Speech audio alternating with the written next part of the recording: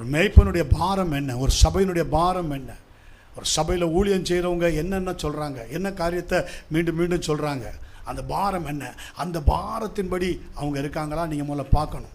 அந்த பாரம் உள்ள வார்த்தை அவங்க வாயிலிருந்து வருதுன்னா அந்த பாரம் நமக்குள்ளே ஒரு மாற்றத்தை கொண்டு வருதா? அப்படி இல்லைன்னா அது நமக்குள்ள கவனக்குறைவு, அசட்டை என்கிற ஒரு பாவம் நமக்குள்ளே இருக்கிறது. ஆமென். அப்படிப்பட்டவங்க பாருங்கள் வளர முடியாது.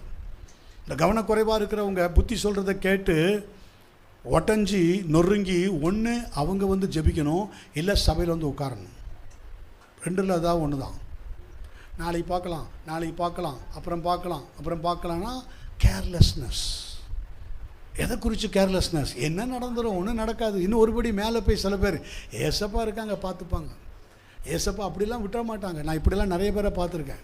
எனக்கெல்லாம் ஒன்றும் நடக்காது, எனக்கெல்லாம் ஒன்றுமே நடக்காது. கேர்லெஸ்னஸ், கேர்ஃபுல், சடுதியில் வந்து நின்றும். இந்த பாவம் பொல்லாத பாவம், கவனக்குறைவு ஆவி பொல்லாத பாவம்.